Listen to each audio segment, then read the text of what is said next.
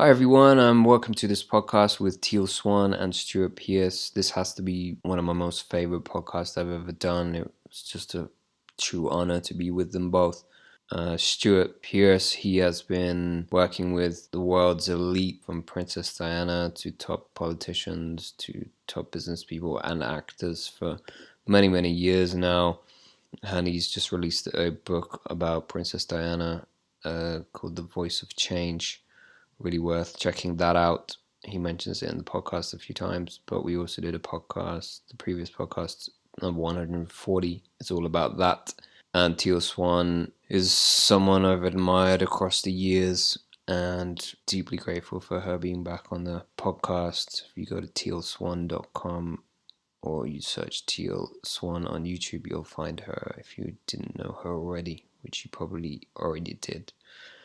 This podcast was recorded on the 28th of April, and although we had about an hour to speak, at times it felt like we were rushing, or I was rushing to get an answer out, specifically with my vision of the future, which I mentioned at the final question of the podcast, where I asked them both, what is your vision of the future? And for me, I just want to reiterate, in case I didn't express myself fully, that I think this is such a beautiful opportunity we have here as a collective, as individual beings on this earth right now, to create something truly profound and something that's going to be beyond the most wildest Renaissance dreams that we could ever imagine. My words wouldn't even touch the surface of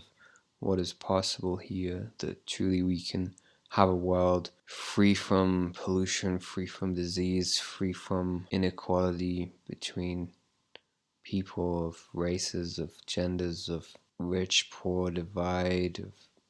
I can see all of that melting away and living truly from the heart, from the soul, from a deep place of connection.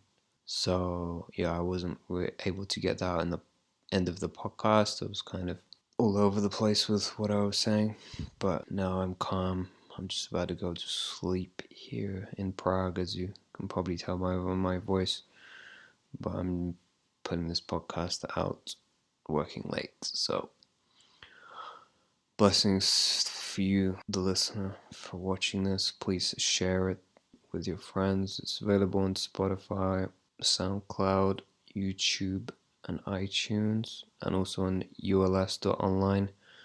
Please head over to uls.online and sign up for the Rebirth Method course. We have 12 of the world's best teachers over there, teaching everything from self-love to emotional mastery to understanding the inner child, inner masculine, inner feminine, and unconditional love. And we end with sacred sexuality. So please head over to uls.online, and we're offering that for free for the first 10,000 people. So it'd be great to have you over there and meet you. Blessings, dear one. I love you. Sending so much love your way. Take a deep breath. Know that you are loved. Take a deep breath. Know that you are loved. Breathe. You've arrived at the Evolving Lover podcast. This transmission is brought to you by the Online University of Love and Sexuality. We would love you to receive all of our podcasts and videos at www.uls.online. Now, here is your host, the funny, thoughtful, and loving Steve Burford. Enjoy. Hi everyone, and welcome to this podcast. We are on number 141. Teal is back for her third time now. I'm very, very grateful for that. She actually came on our first podcast when I was a bundle of nerves in Guatemala. Now I think I'm more experienced. Stuart Pearce, it's his third time as well. So we're in the threes here, and it's great to have Stuart back and also bring these two together, because I saw them do a podcast, a video more of a video on YouTube a few years ago, and which went viral, which many of you watching may remember. And today we wanted to bring each other onto this call to talk about the theme of power and the capacity to create, because we're in a time now where we do have real opportunity to create if we can move the things out of the way that need to be moved in order as to align with our own divinity and bring forth the creation from our heart's centers. And these two beings with me now have really created a life. Both of their lives have been sort of just an inspiration to me personally, and probably to you both. You may perhaps know Teal more, but Stuart has had such a influential life as well, and such wisdom here. So I'm going to start with Teal, as she kind of put forward this theme. So Teal, where would you like to start when you're thinking about this theme and the act of divine creation? Well, I wanted to actually start from the bottom and go up. Sure, go for that. What's happening right now in the world is that we're in this time where we're getting slammed up against our own sense of powerlessness. And this is especially true for the millennial generation right now.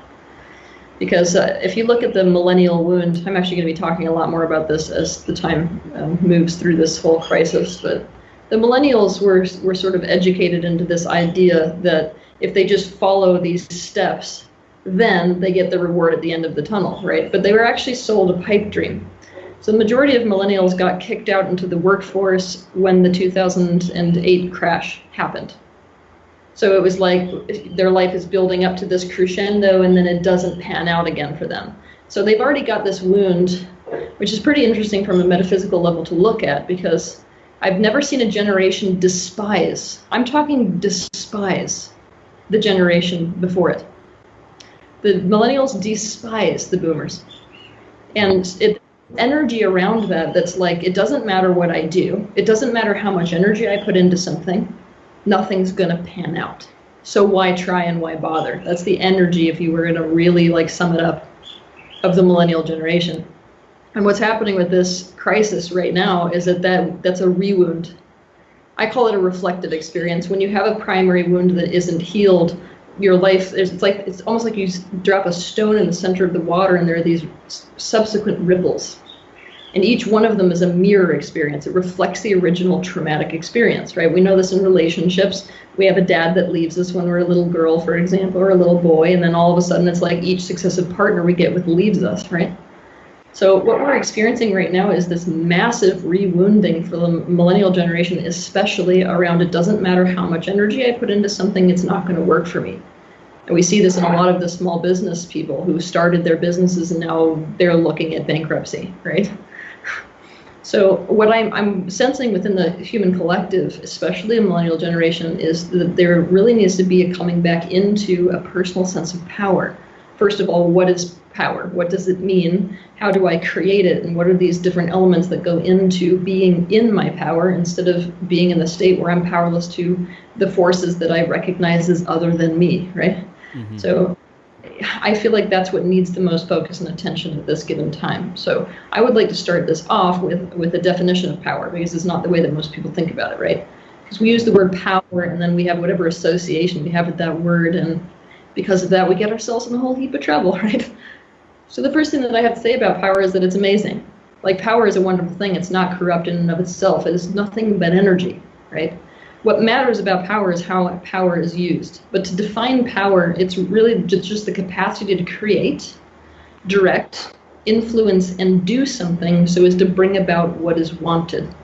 So desire and power go hand in hand.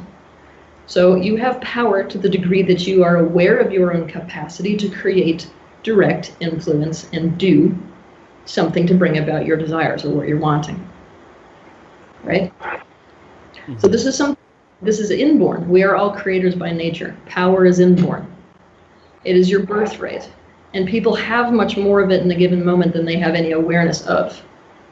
So what's really happening in the world right now is that people are being squeezed into deciding what really matters to them and decide what's really important, because that's the fertile ground for what I want and what I want to create, right? So we're in the process of defining that.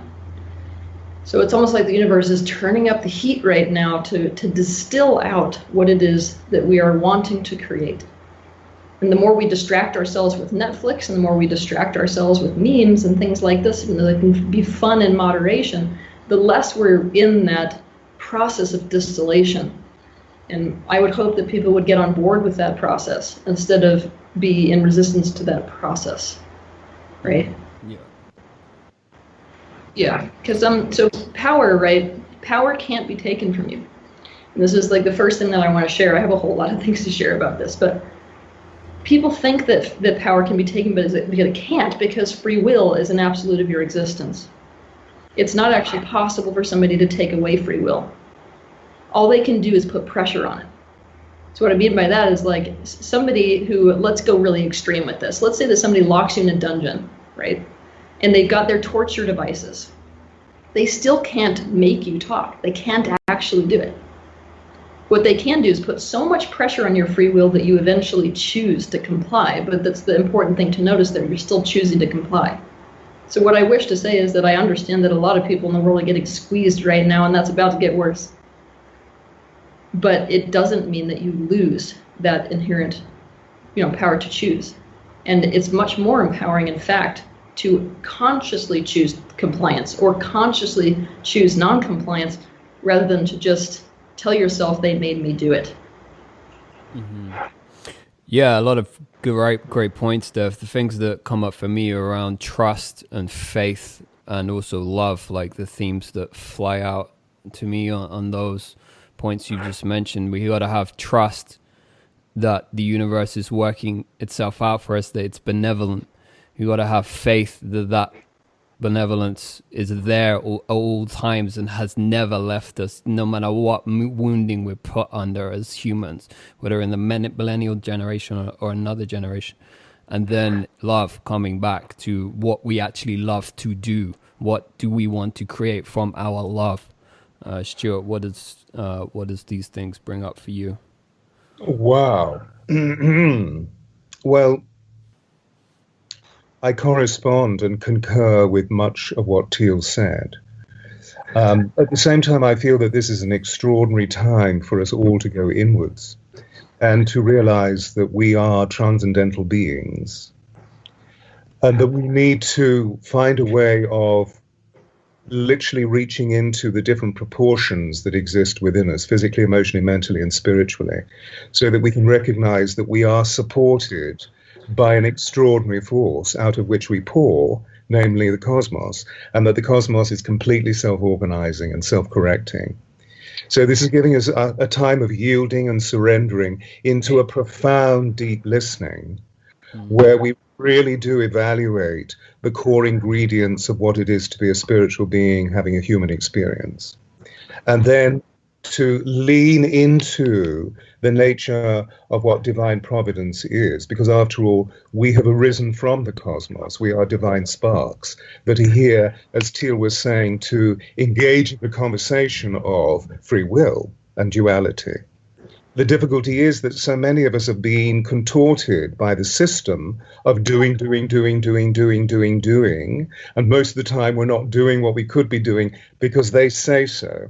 And now we're being encouraged to move into a very, very deep being so that we can really feel what that fundamental relationship with the divine is all about, and therefore with the key ingredients of who we are and what we are. Who we are, more important than what we are. So for me, this time is an extraordinary period of peace and stillness and deep, deep listening, because I believe that in the deep listening, that there are unseen forces that are talking to us and preparing us for the next stage of creation. So we're moving on to a new level of living. And it will be a new paradigm. It won't be an establishment. It will be a new paradigm. Now, obviously, the old establishment, the patriarchy, is going through its death throes. And it will wriggle and twitch and be very difficult. And that's where we gain, I guess, the impression that we're being controlled. But in these environments, we're making our own, in the environment of our own inner sanctuary during this lockdown, we're making our own choices about how we spend that time. And as Teal was saying, if we just simply fritter our way around around this time by watching Netflix and copious amounts of memes and getting caught up in conspiracy theory, then we're just endorsing the fear rather than, again, leaning into the fearlessness of what it is to be a revolutionary at this time, because I feel the revolution is the revolution of the empath.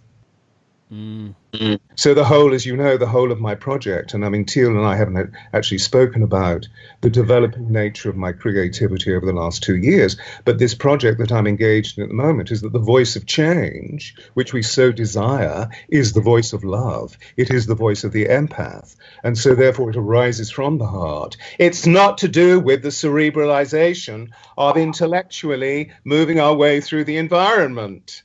It's using all of this as a wonderful compass, but dropping deep into that serious question, or rather conversation, about what really matters to us. Wow. Oh yeah, That was that what matters is everything. Like, Yeah. right? But this is the distillation process I was talking about. Yeah. People being pressured into, it's almost like, you know how when there's so much pressure put on coal, it produces a diamond, right? Yeah. So this distillation process, or this pressure process that I'm talking about, is where what people have to come to is what matters to them, what's important, and what has meaning. Yes. This is drastically going to change the way that people have gone about life, because people have been so goal-oriented. And it's okay to have a goal because it's an intention. You set it out there and you go in the direction of it, just like you take a ship and you go north. But what's happening here is that so many people have been, well, I'll do what I don't like so that I can, get to this end goal. And it's almost like right now that end goal has been shattered for so many people. Yeah. Like all of these boomers who've been like, you know what, I worked my whole life so that I could retire. Retirement's gone now, right? I'm doing all of this so that is just, it's off the table, which kind of brings us to a point where we realize something very beautiful, which is this. A life that's full of meaning and that's full of purpose is a life where you choose to do something that in the doing of it fills you with so much energy that even if you don't reach your ultimate destination that you're aiming for, there's still no other life for you. You know what I mean? I would hope that for all people, whether it's baking, pies, or doing business or whatever they've chosen. It's a great moment in life when you commit to what's important to you to such a degree that you can look at somebody in the face and say, even if you destroyed everything I've built up today, I would just go back to doing the same thing, because the doing of it is what fuels me. It's what fulfills me. It's what fills me with purpose. It's what makes me wake up in the morning. Yeah, it's two beautiful diatribes, outpouring some love from you both. I want to probably go back downstream a little bit, just go before we go upstream. For some reason, I've got a quote of Jesus from Luke 6:42 in front of me. This is the first time I've quoted Jesus on the podcast on 141. So it says, how can you say, neighbor, let me take the speck out of your eye, while you yourself fail to see the log in your own eye? You hypocrite.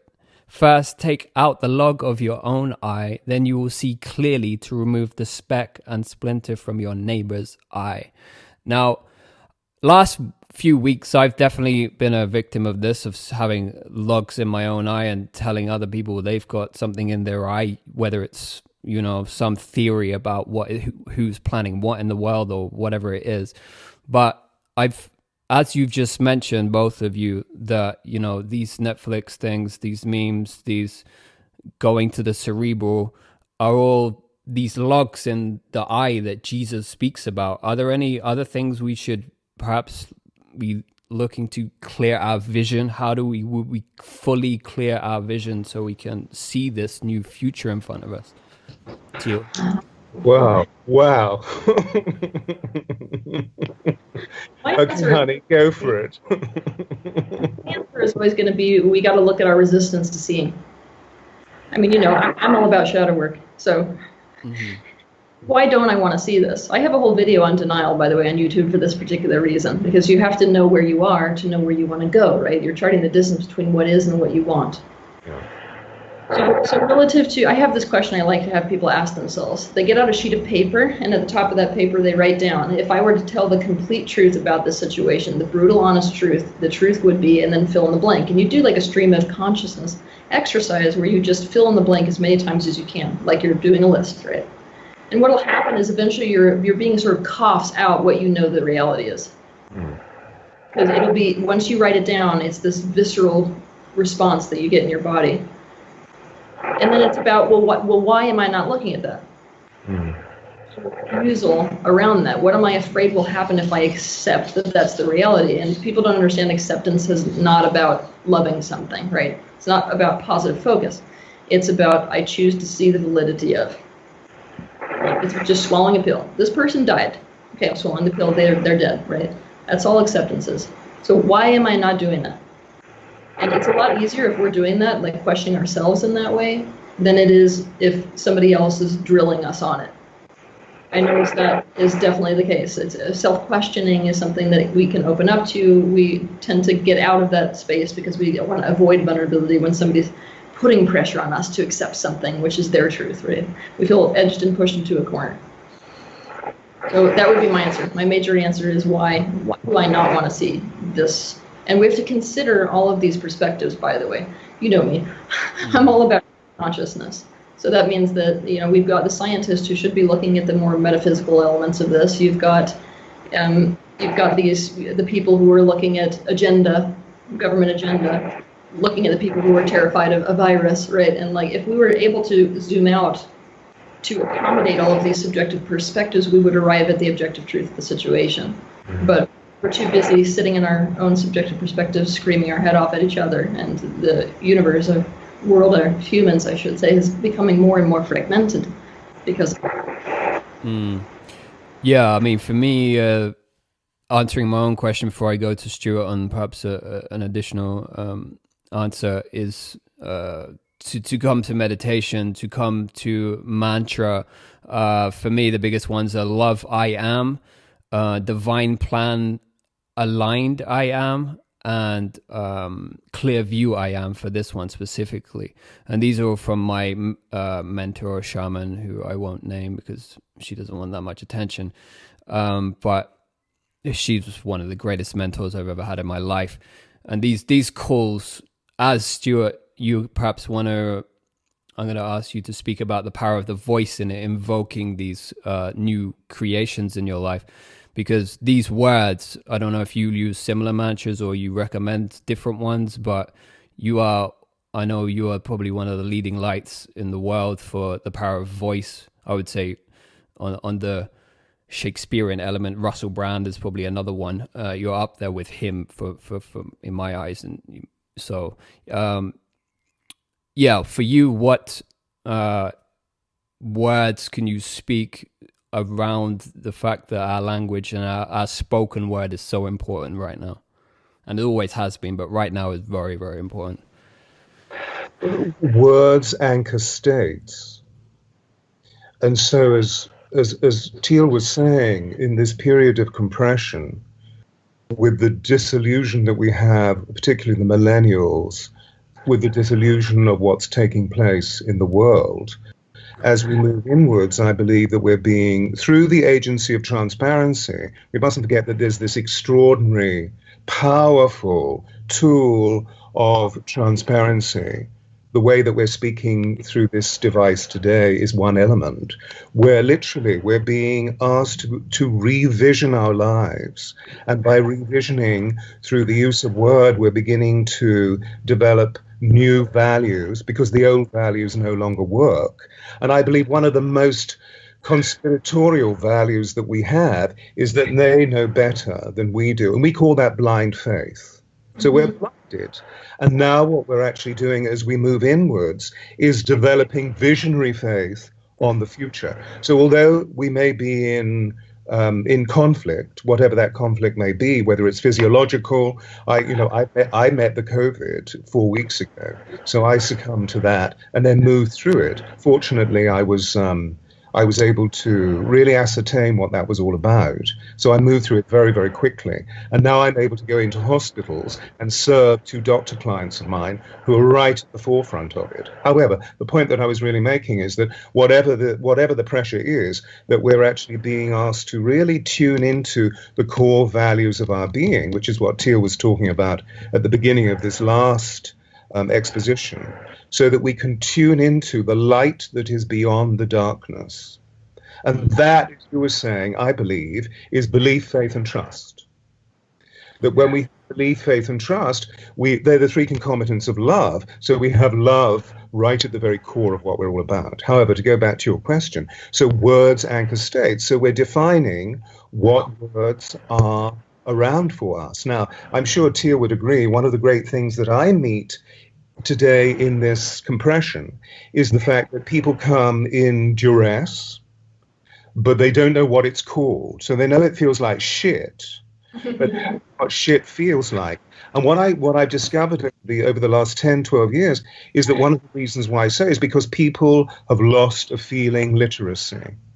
And so what I'm doing is I'm encouraging a feeling literacy so that people can actually define these inchoate states that have always carried us forward during times of Renaissance. The love, grace, mercy, forgiveness, etc., empathy, compassion are the keys that we can use to open up an entirely new way of thinking about the environment in which we're placed. This is all the product of the doing consciousness, which can be housed within that great quote by Einstein of, there's no way that we can heal the problems of the world by using the same strategy that created it. Well, that's immensely pertinent.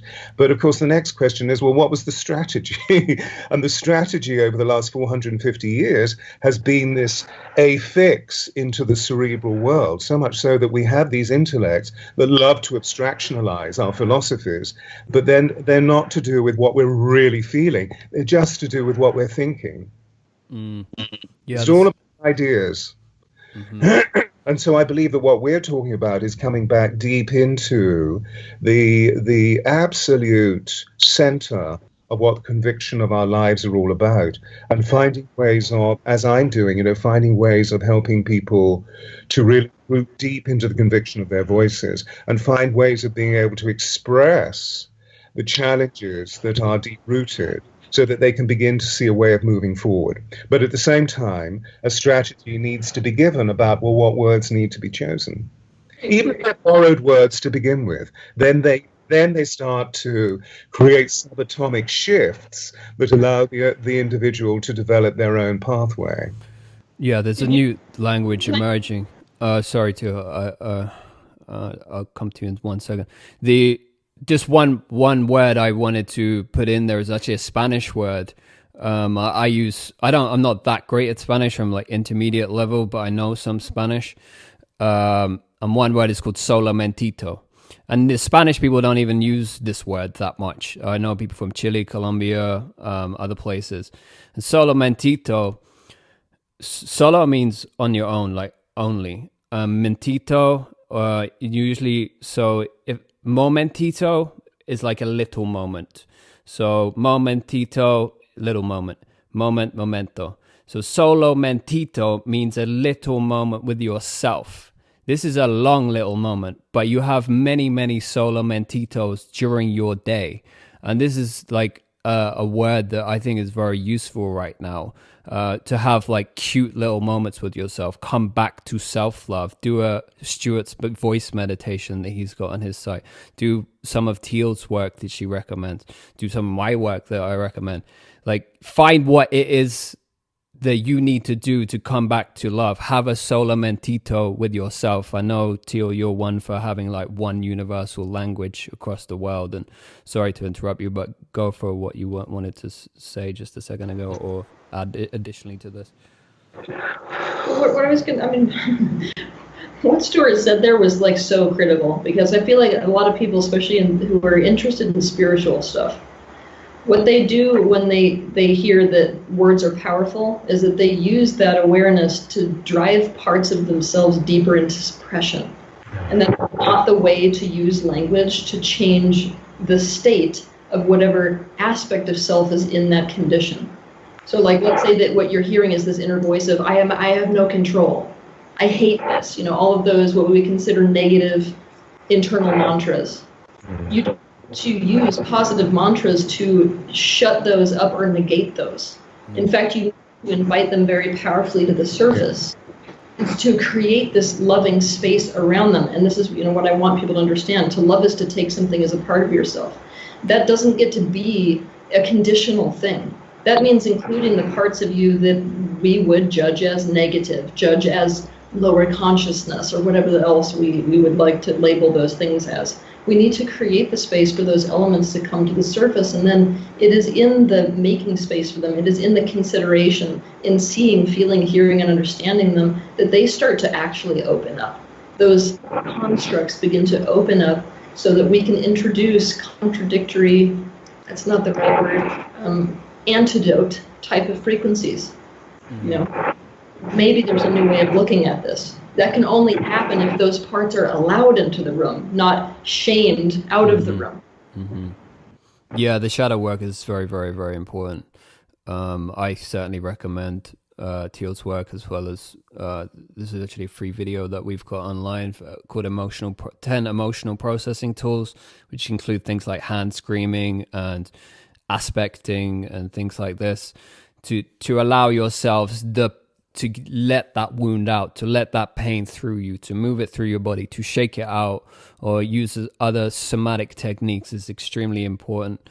And you can't just bypass that, as Teal is basically saying. This is not a time to bypass your emotions or bypass the bad shit. That's where the gifts are. That's where the lotus makes itself come into being, with its roots in the dirtiest water, This is the juice of life, as I'm told by many teachers when I go to these workshops. I've done my personal. Maybe we can just drop into Stuart. Perhaps you want to go back and tell some examples of when you last did some shadow work. It may have been years ago now. I don't know. Maybe yesterday. This morning. What are you talking about? That's what we're talking about. That I'm 68. It doesn't stop. Mm-mm. And so, I was rather amused just now when Teal mentioned the word retiring, because I'm now of pensionable age. Mm-hmm. And people are saying to me, I've just reconnected with my brother over an absence of probably 35 years. His choice, not mine. I've always stood in absolute love of him. So now he's coming back, having been on an intellectual, spiritual journey. He is an extraordinary man, highly sensitive, and a very keen student of the esoteric arts, which means that he's a leader or a trustee of an international organization, whose name I won't mention. However, what he's beginning to realize that he's intellectualized and spiritually bypassed much of his pain. And now, because of me being in the way that I am, his younger brother standing in front of him and saying, I think that's bullshit. Let's go deeper. What are you really feeling? So that he was actually able to say to me the other day, Stuart, through tears, and this is a 69, 70-year-old man, I need you to know that I am so ashamed. I am so ashamed for the way that I treated you when we were children. And I want you to forgive me. And I was able to, in that moment, I believe, to bring in divine grace and say, but David, I love you. I have always forgiven you, but I cannot take your shame away from you. So what is the opposite of your shame? And he said, acceptance. So I said, good, okay, so we're examining where the shame is. Now let's find a way of transmuting and living the joy. But are you going into the tendrils? Where is it in your body? Which chakra is it associated with? And what are the other words that come, such as guilt and denial and regret? I think that's where, on many levels, where Teal and I so correspond, because we're warriors we're warriors and revolutionaries of the shadow. That we don't mind going into the deep thickets and the still lagoons that are fathoms deep, where all the demons lie, because we've examined our own wastelands. We have to go into the wilderness to discover the courage. And of course, deep in the wilderness is this immense root or shining jewel of vulnerability. So no, I mean, this morning I was going through a huge crisis, which is all to do with the usual thing of, okay, so now how can I manifest the money to be able to get through this period? Because I've just brought out a book that I self-published, because although it's about a very illustrious woman who was in existence 22 and further years ago, Diana, Princess of Wales, no publisher would touch it because what I've written is her essence. And so after a fleet of different conferences with varying publishers who agreed and then disagreed, I decided that I would publish it myself. Anyway, so I, produced a lot of money that published the book and arranged it through the organ of Amazon and so forth and so forth. So I was able to go into a deep point of resolution to realize that the concern or the worry that I had, because immediately I turn to prayer, that the concerns that I had were purely and simply to do with my self-worth and my self-value. And it wasn't at all to do with the issue of money. And as soon as I turned that around, I opened up my laptop and there were at least 20 people wanting to book in for a session. This is the way that the universe works. It's divine compensation. So as we were saying at the beginning, the universe is totally self-correcting, totally self-organizing. But are we in alignment with it, or are we so affixed by our neuroses and by that aspect of shadow? And I say that with great compassion, because obviously, when we're in a plague, as we are now, then the shadow really comes up. And this, this disease, this thing, as I call it, is not very nice to behold. When I saw its effect, and when I asked it, why are you here? And it said, I am here to wage war on humanity. Yeah. Wow. Fortunately, I had my angels with me who were working as a buffer or as moderators. And then it showed itself as being the negative side of Lilith, that it's here, that it may be destroying, but it's destroying to create a new kingdom of being. Yeah. That's clever poetry, but actually when you face the supernatural and you are literally shivered into the inner recesses of your own being, where is my sacred warrior? I know where my lover is, but where's my sacred warrior? How can I deal with this? Then automatically we're really tested. So it seems to me that having meditated for the last 40 odd years, that because of the calm and the peace that I've acquired on a deep, deep cellular level, that in the frenzy, in the anger, in the midst of the battle, that automatically there is this ability to detach, feel stillness, and observe what's the best resource to use here and what is my resolution. And then, I love it, guys. Like, do you know what is so powerful about what you just said is that it's been interesting, because in the spiritual field, we talk about things like love, right? We talk about things like peace. And so we automatically want to get rid of nature. And it doesn't occur to many people that that's actually a very sacred resource that many people are going to have to draw on, if not already, very soon. Yes. What part of the way to use this still time is to find that sacred warrior. Yeah.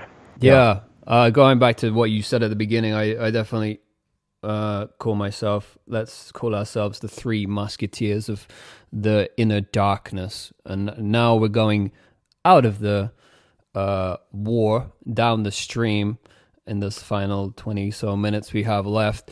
We have brought light on the awareness that we need to have within ourselves to move through this period and come to a creative alignment. And now we're on the edge of the river, wanting to jump back in, go full force down creation mode, as Stuart was alluding to there, with how he manifested money in his life to create a piece of art essentially, and put that out to the world.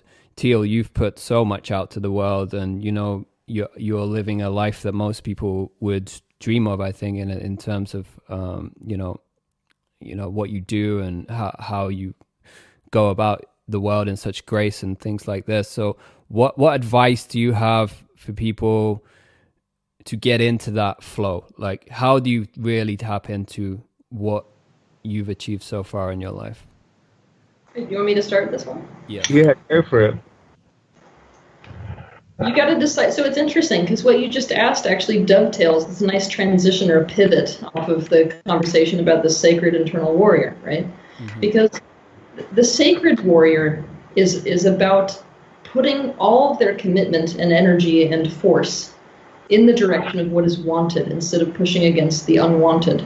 So the first thing to do when you are getting into that river of flow is to connect to that internal warrior, that sacred internal warrior, and to figure out what you stand for.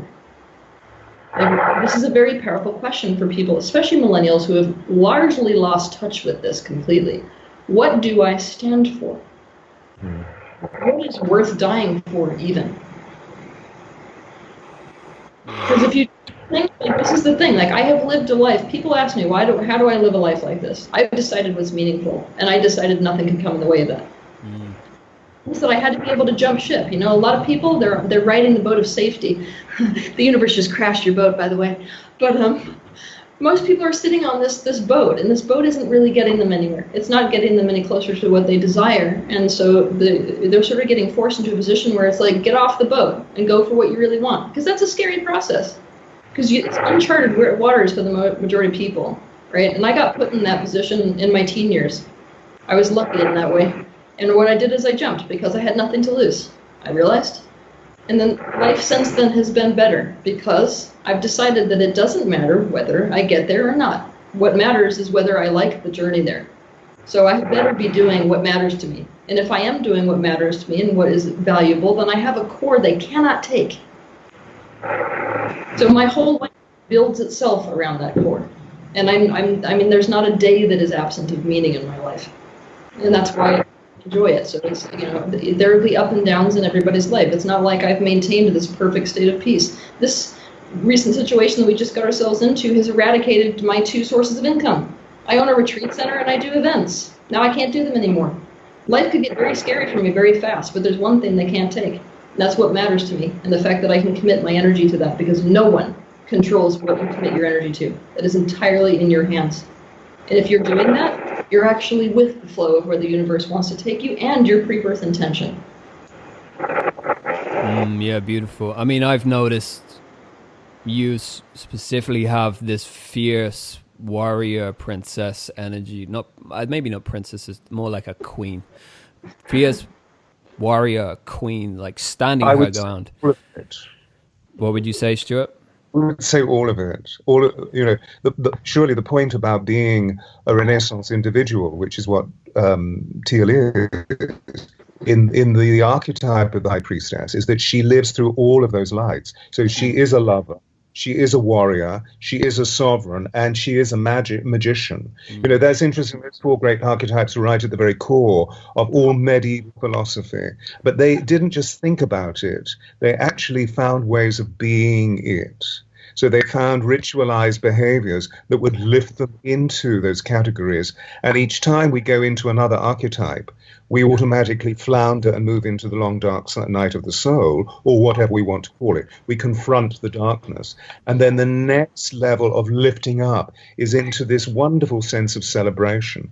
Because for me, you see, what Teal has just shared with us is at the very core of what I've discovered about universal splendor, meaning that we're here for one single purpose, which is to optimize our creativity full of love and joy.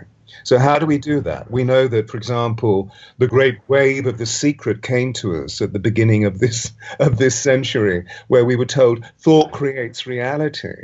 And so there we were, fixing ourselves on, thought creates reality, which is an immensely important tool that, of course, Teal has already shared with us, in the sense of what is my meaning and what is my purpose. My purpose is my meaning. So what am I going to actually focus on? Because that's what it's all about, isn't it? And then we start to maneuver towards the creation. But as she was also saying, it's not about an ends gained, it's about the means whereby. And so the next stage comes in, I feel, which is that feeling actualizes the manifestation, that the universe is not made up of intelligent thought, it's made up of intelligent feeling. Yeah. So that if we're connecting with, well, when I have achieved this focused reality, which is me in another state of becoming, I am going to feel so free. I am going to feel so joyous. I'm going to feel a level of delight percolating through every cell of my body, and I have over 50 trillion cells. So each one of them needs to light up. And as a result of that, I'm going to feel a level of majestic magnificence, which is going to be so extraordinary, but not arrogant. It's full of humility. And, I could go on with the liturgy of, and therefore, and therefore. And now that, what I've discovered, is when the universe manifests miraculously and magically. Would you concur? Of course. We both concur, yes. It's interesting that we oscillate through our own beings on very, very similar octave of energies. So it's sort of like, here we are finding these words, but actually I feel Teal, and I sense where her intelligence is placed in the myriad nature of her capacity. Yeah, I'm trying to edge myself into the Three Musketeers, but it's a hard job. It's interesting, darling, because what we're doing is we're really going deep into the function of the word, which so many of our young ones are mistrusting, hence the creation of fake news. It's a tool, isn't it? Although it's used by a so-called supreme commander as a brandishing tool, it's actually encouraging us to really think deep about, okay, well, what is the truth? And recognizing that actually when we go into the very pith of the truth, as you were saying at the beginning, there are absolutisms, which is to do with the vibrational frequency of how we are expanded, we are enlivened, we are animated to such a degree that we ignite radiance.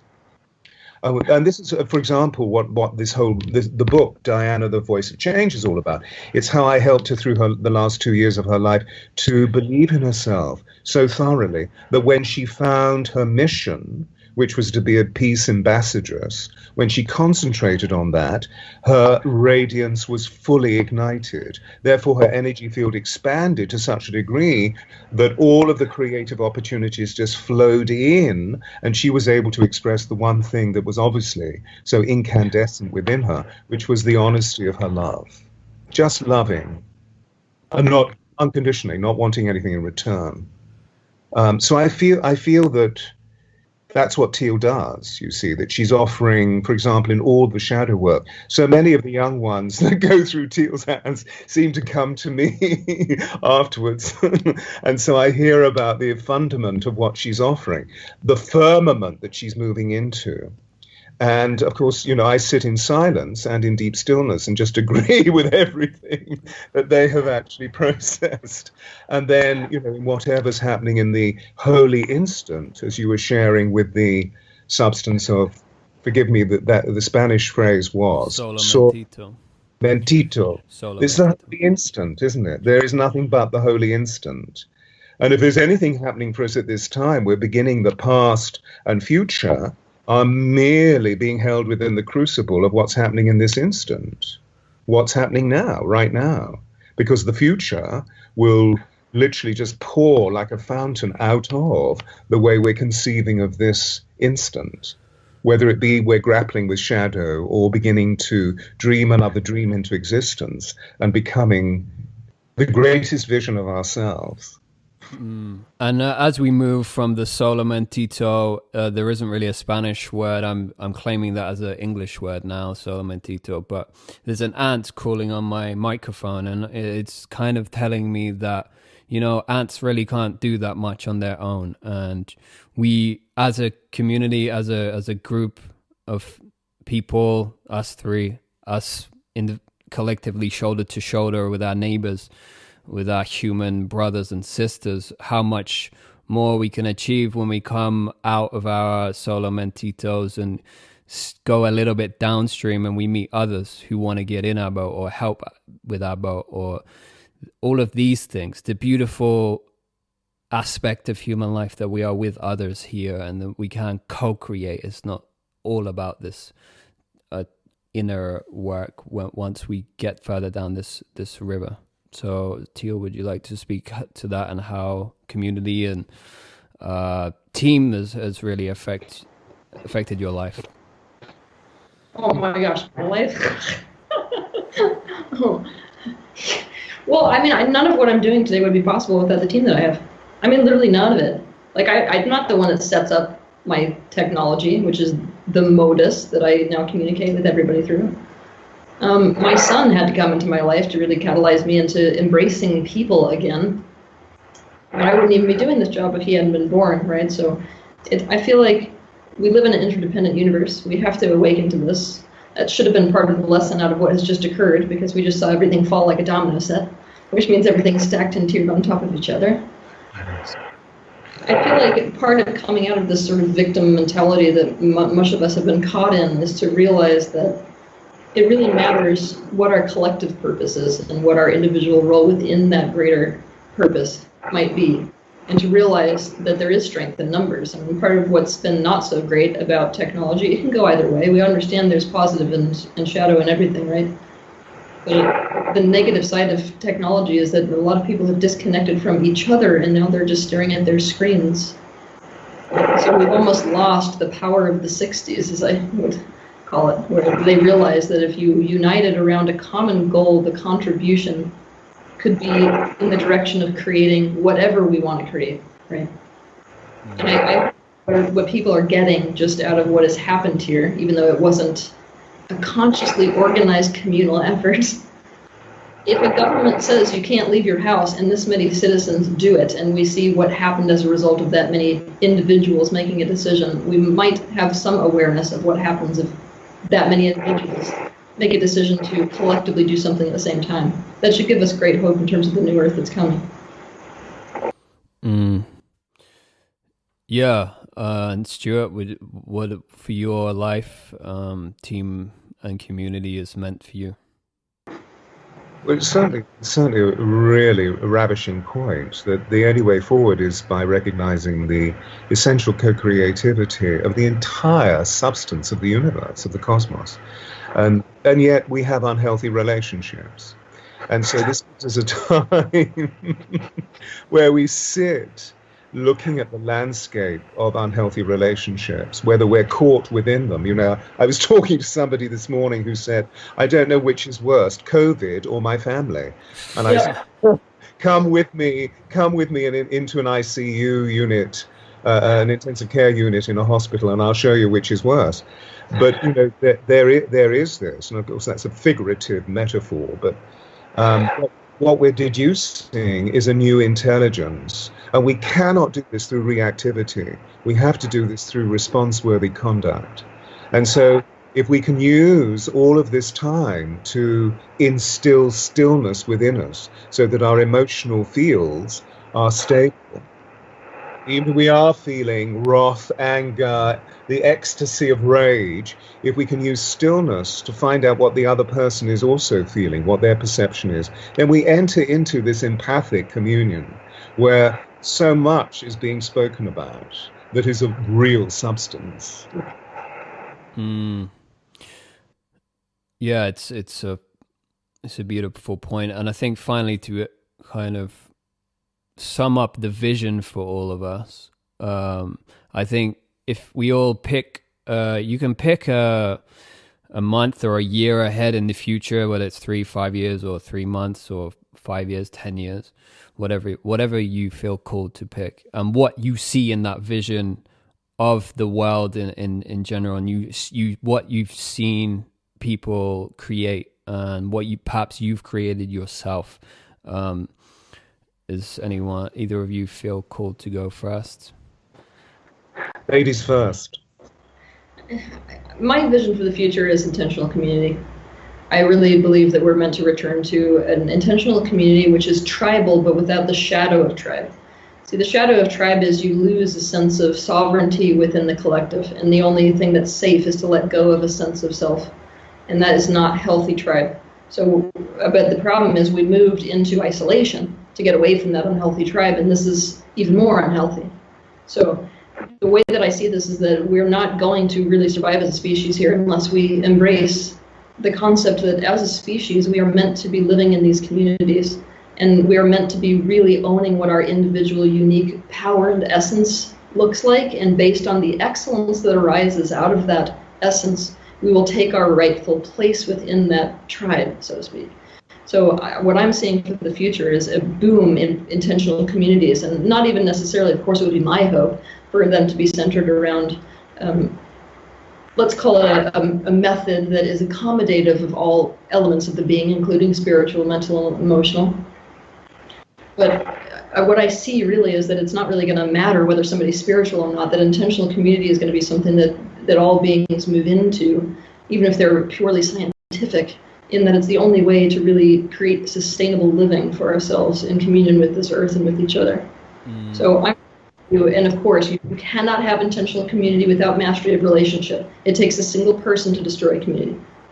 So, and I can tell you about that, man. So, because I've lived in intentional community for years after realizing that this was really the way that this was meant to head. In a tribal-based society, for example, Stuart here would be the sage. He would be the person that's up on a mountain, and people are going up to ask him about their lives and be set back into alignment with whatever they're wanting to create. And he would be, massively popular in that role that he would be in and valued.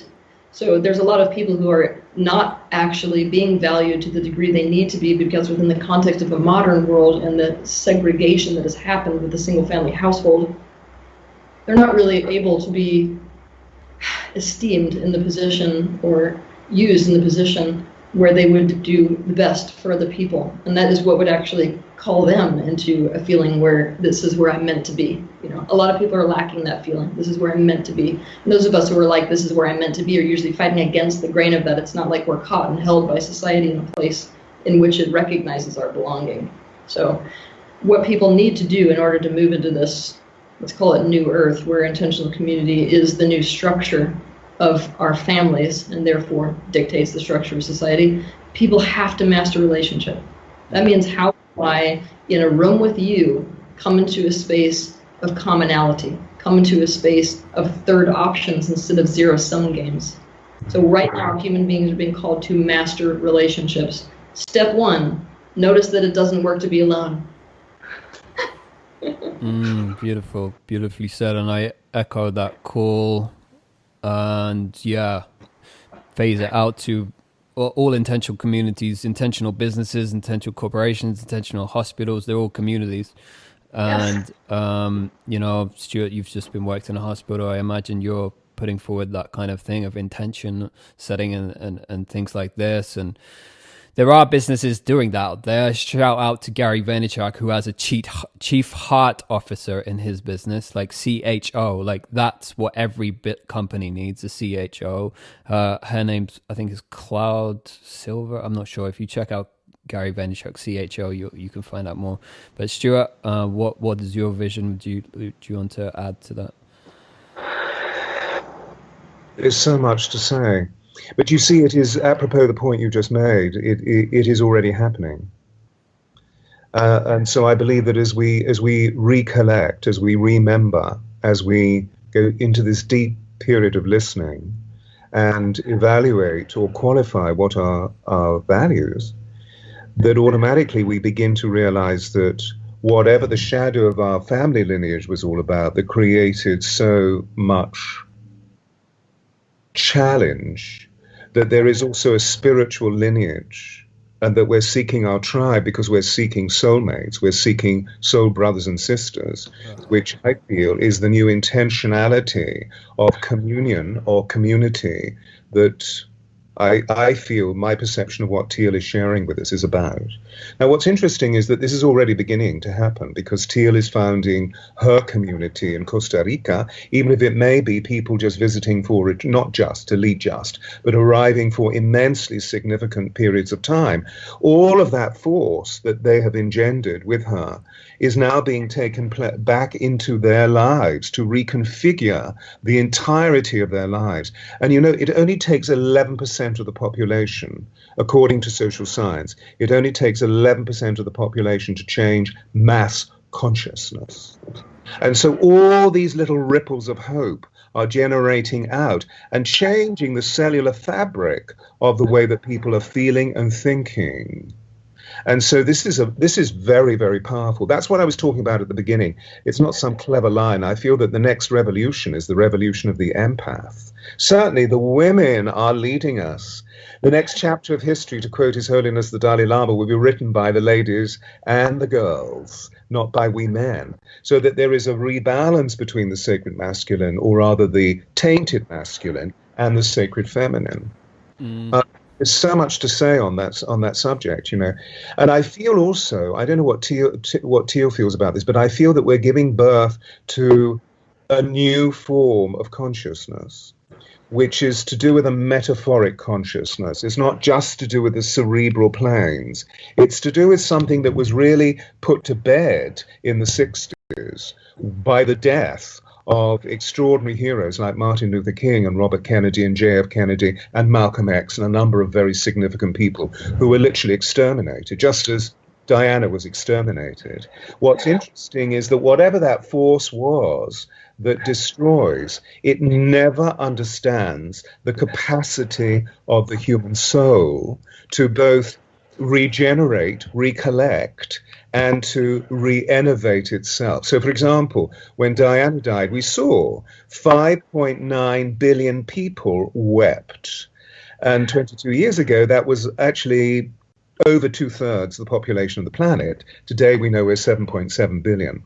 In other words, that force of Shakti just waved through, hit everybody in the heart chakra, and we wept, because we wept to enter into that space of recognizing what our shadow field is all about, or what the depth of the shadow territory is all about.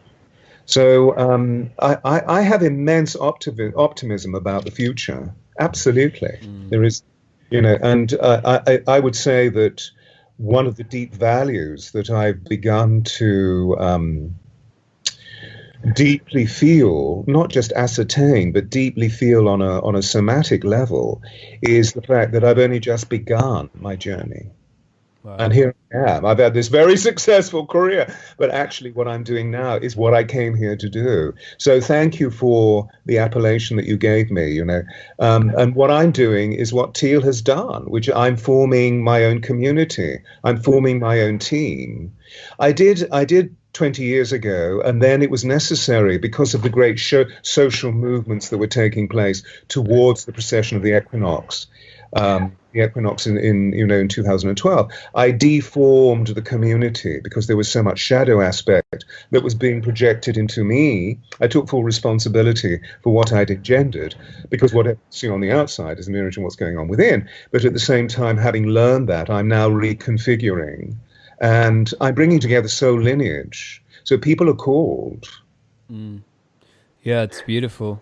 For me, I'd add my final vision, and I'll just pick up on your point around the sacred feminine coming forward.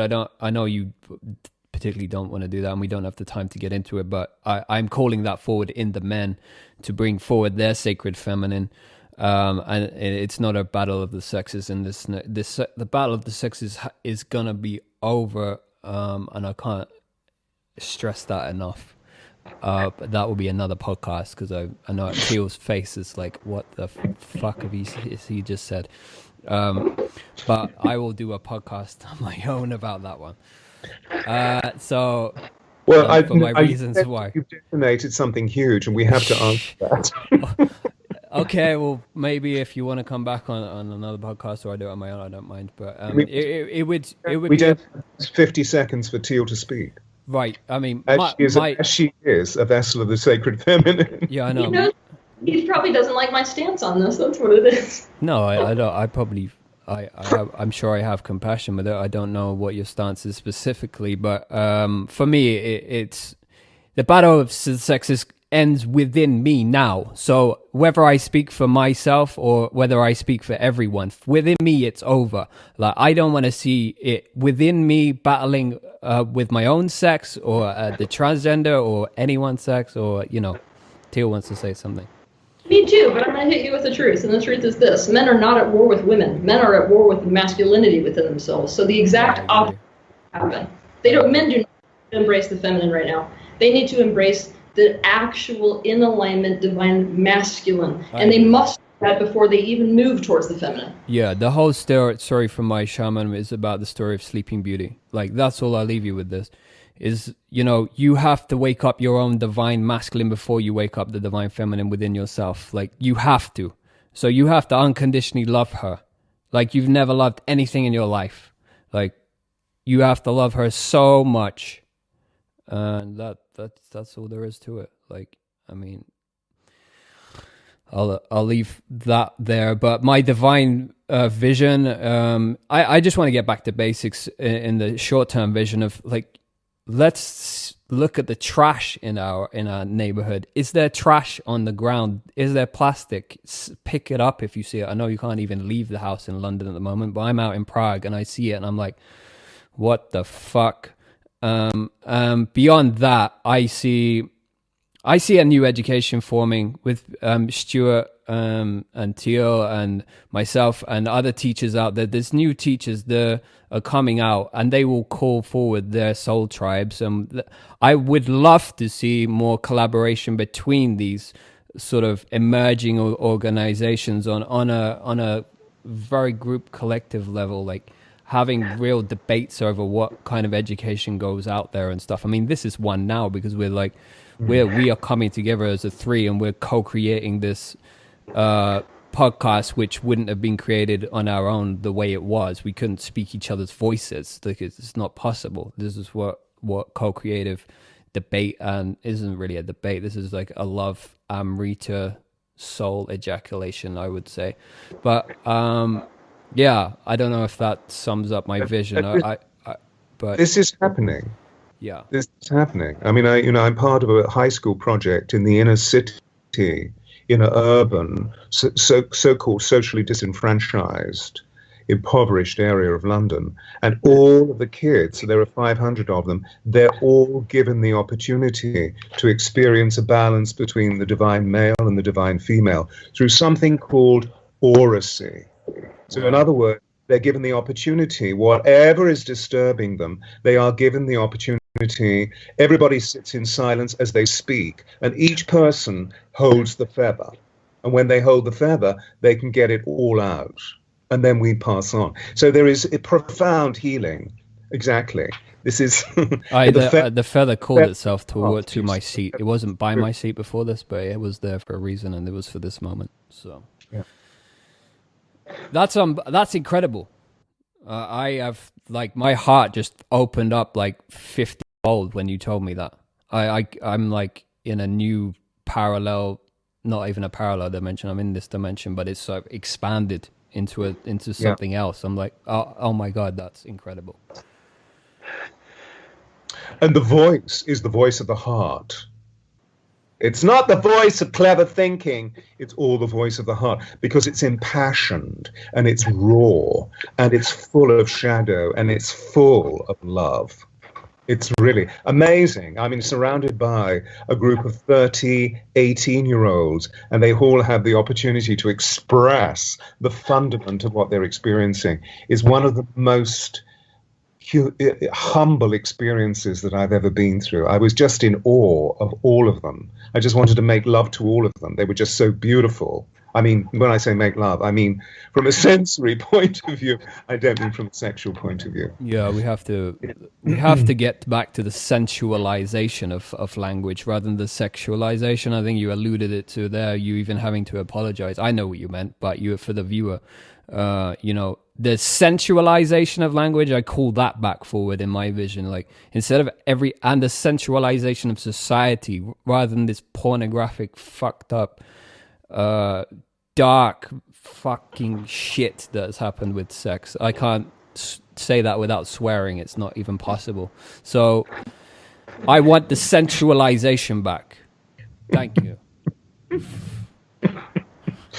And it's coming, right? Because I mean, here we are. We're speaking what I engage in as a metaphoric consciousness. So in other words, so much of what we're saying is creating rich poetry, and poetry is the expression of the soul. A very, very famous English poetess said, "All poetry is nothing but a suppressed scream." It's the only vindication for suffering that we have. Great art.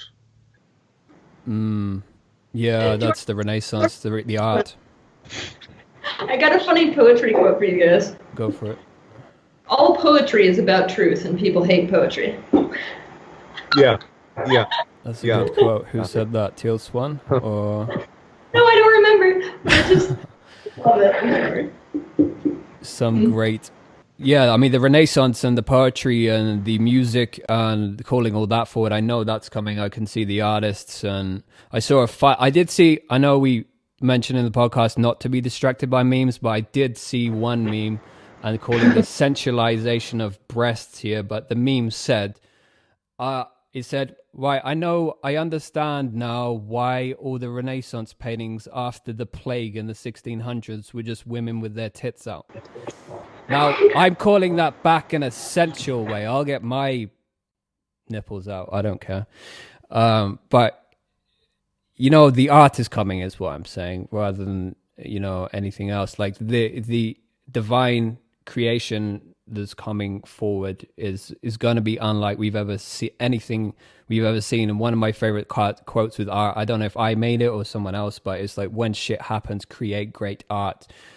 And not even necessarily shit has to happen to create it, but we have, as I alluded to, the lotus analogy. We're in that darkness now, but that creation of this lotus, oh my God, it can be something truly special, as Teal and Stuart have both alluded to there, and I've kind of fumblingly alluded to in my third Musketeer wannabe apprentice way. So I know, I know we could go on for like another 2 days probably, but we have to end the call because we all have things to do. I'm sure I would love to have them both back on if they feel called in the next month or so. I know things are going to change a lot in the next weeks. We're recording this on the 28th of April 2020. It's probably going to go out tomorrow, 29th of April 2020. So yeah, blessings to everyone. Is there any final words? I'm just offering deep blessings to everyone. You want to, and gratitude to you both for coming on this podcast. And it's been great podcast. So thank you so much. You want us to go about what we would add and finish with? You can add anything you will like. Okay, what I would finish is to ask people to step into cause instead of effect. I think the majority of people are right now in the world in this position where they're at the effect of other things, right? So the question to ask yourself is, how could I step into the position of causation instead of into the position of effect in whatever circumstance I find myself currently powerless to? Beautiful. And Stuart, any final words of wisdom for you? This is what was playing through my consciousness. So I bow to the beauty and the intelligence of Teal. I was about to say the same thing. The preoccupation with surface. We see what's happening on surface. We see what's happening in superficie. And now we need to go deep, serious conversation into the very root of causation, and recognize why we are the divine beings that we are, and whatever we're experiencing in the holy instant, whether it be joy or rage, why that has come to us, so that we recognize and take full responsibility for it, as opposed to what we've been encouraged to do, which was to control the whole thing. And now we recognize that that's a complete illusion. There's nothing we can control, but what we can do is manage. And that's what the new discipline will be. How can I manage? How can I surf this extraordinary wave? And I feel that we're peaking. There's a vibrational shift over the last few days. I don't know if Teal feels it on the island, but there's a vibrational shift in the air. And I know that we're peaking. And I've heard today that the statistics of those people who are succumbing to COVID-19 in this city has suddenly dropped. So in a month's time, let's see where we are. Great. Yeah. Third time these beautiful guests have been on. Third time I will mention the lotus finally, because you just mentioned the breaking through the water. This, we're not quite ready for that as individually, and collectively, I think what we're all saying here is just let's go inside a little bit more and focus on what inner work we need to do to in the muck, in the mire, in the dirt, before we birth ourselves and break through the surface level stuff that we don't really need to be looking at right now. That will be taken care of. Whatever happened here, whatever happened on this planet will be revealed to us. It will be revealed. If you look at the Gospels of Thomas or any other, Gnostic text as well, they will show you that everything that is buried, I think the quote was, everything that is buried will be revealed. That's what Jesus said. I'm not an overly religious person. I went from, believer in the universe to atheist to now, just trying to connect to everything. But what Jesus said there is, I know is truth. And so we don't need to worry about the service level stuff. It will be revealed. We will reveal ourselves through the surface as, a co-creative expression of divine love and consciousness, I believe. And I know these two both believe. So thank you so much to both of you. It's really probably been the best podcast ever. So thank you so much. I love you both. Much love. This transmission is brought to you by the Online University of Love and Sexuality. We would love you to receive all of our podcasts and videos at www.uls.online.